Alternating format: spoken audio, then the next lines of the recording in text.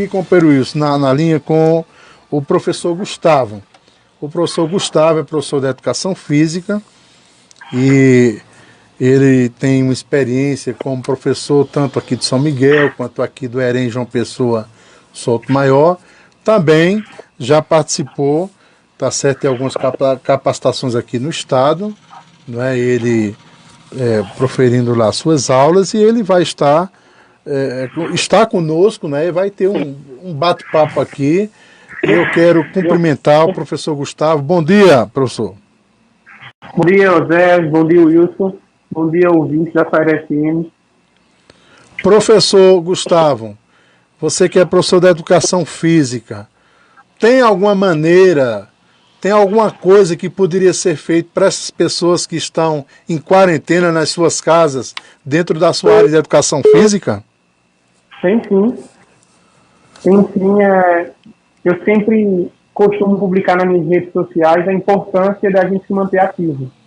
Porque ontem mesmo eu coloquei até uma frase que o nosso corpo ele não foi feito para ficar parado, né?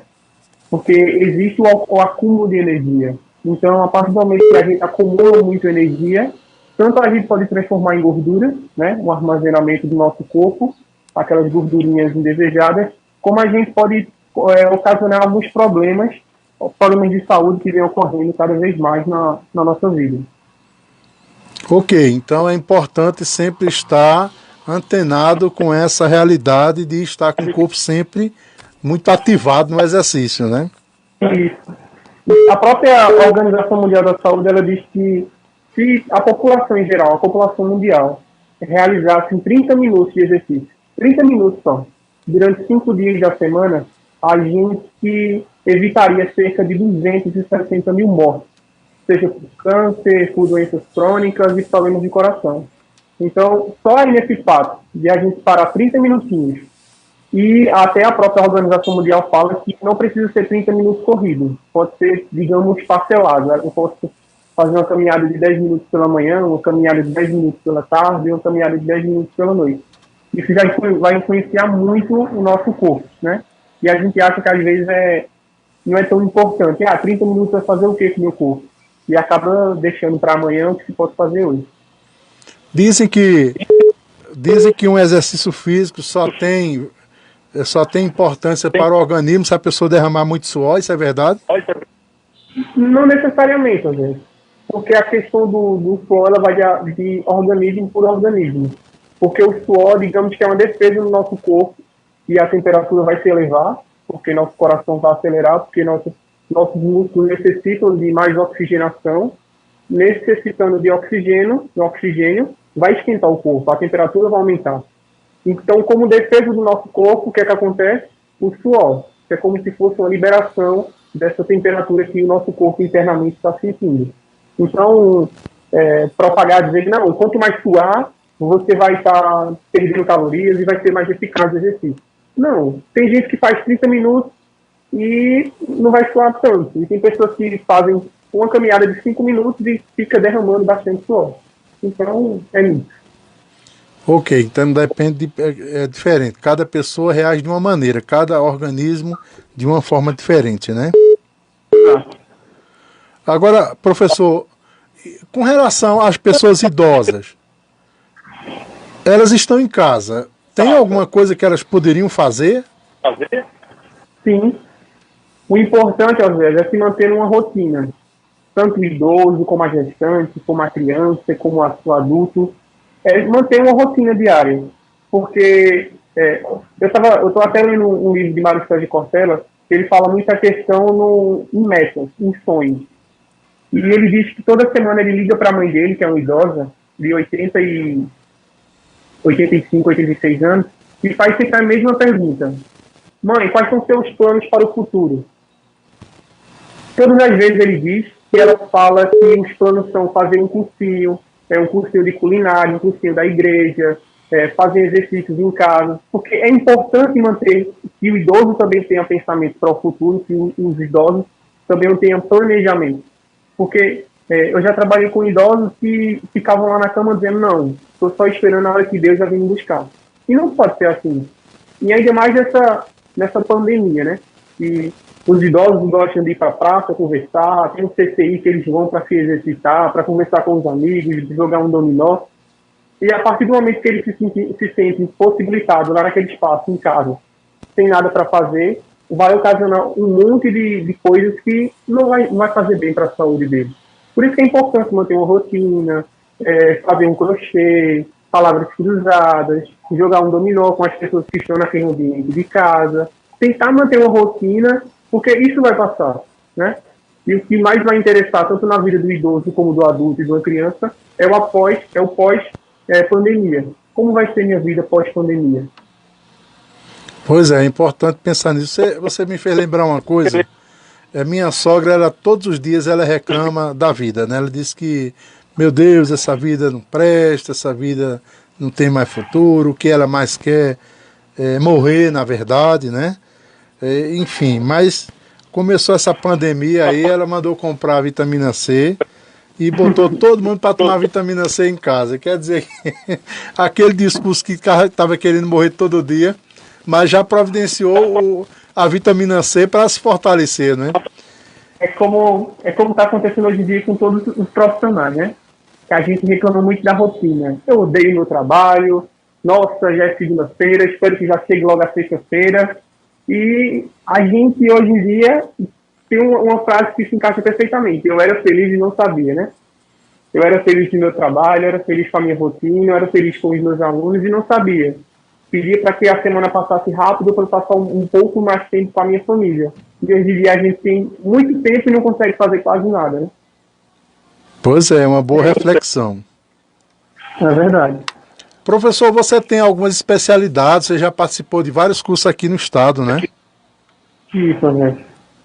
Eu sou formador da BNCC, do ensino fundamental, onde fiz algumas formações, fui formado pela Secretaria de Educação do Estado de Pernambuco e participei de algumas formações também, tanto bem dentro da área da educação física, mas voltado para a BNCC e o currículo do ensino fundamental.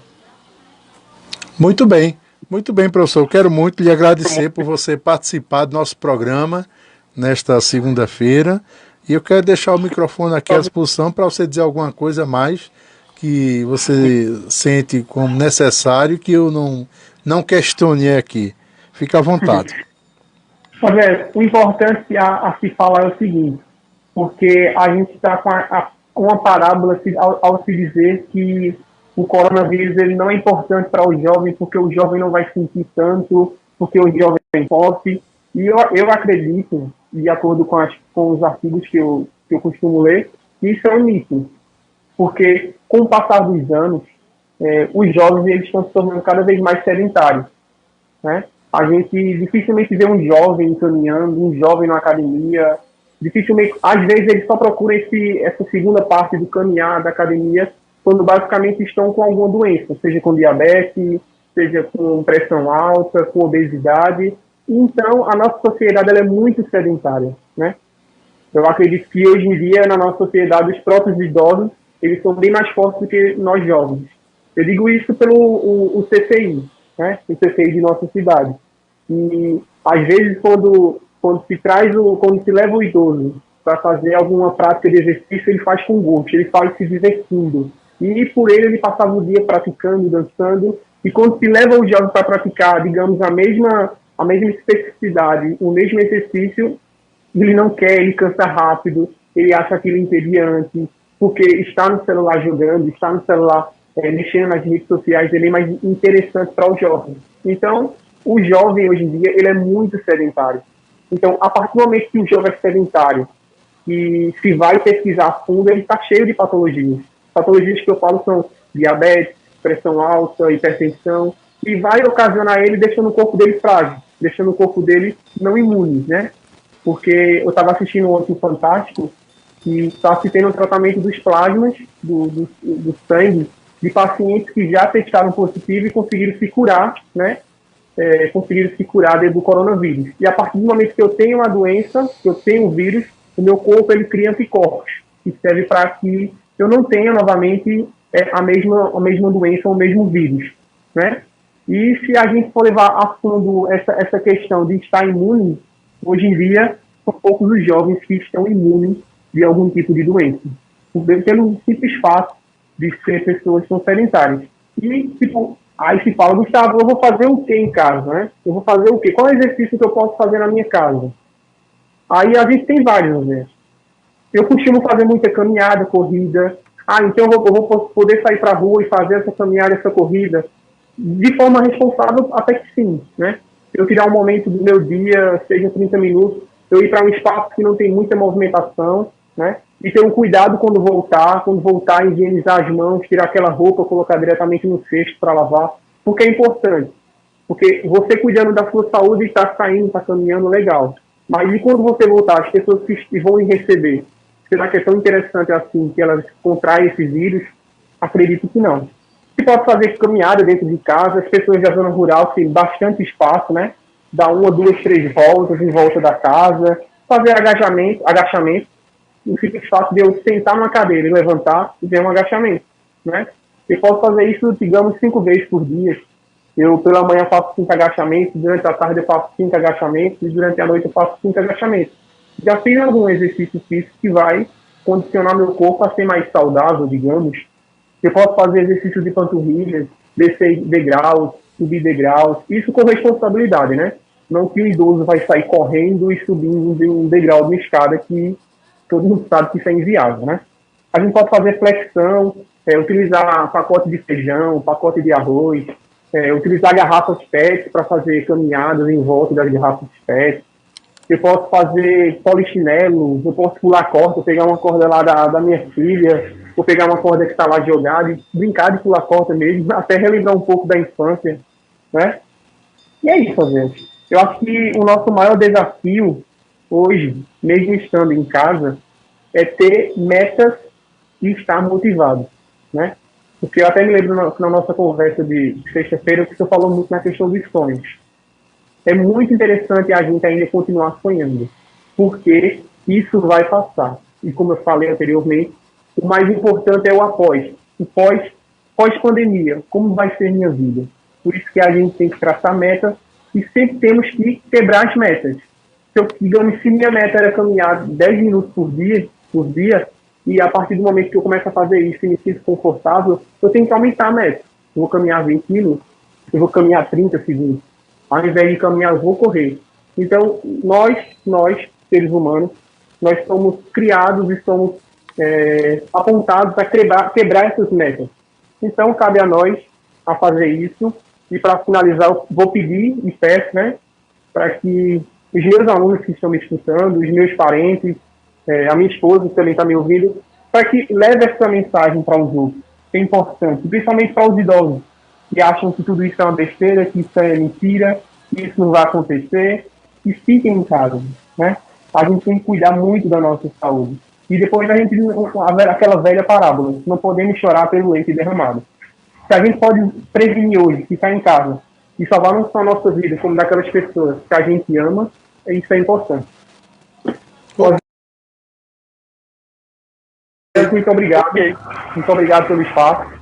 Sabe que eu sempre vou estar disponível aqui para esclarecer dúvidas, tá? Muito obrigado mesmo. Muito bem, muito obrigado, professor Gustavo. Com certeza vamos ter dúvidas e todas as vezes a gente vai estar ligando para o professor para que ele possa nos ajudar esclarecendo as possíveis dúvidas. Muito obrigado, professor. Muito bem, nós conversamos aqui com o professor Gustavo, tá certo? Ele é aqui da nossa cidade, companheiro Gustavo.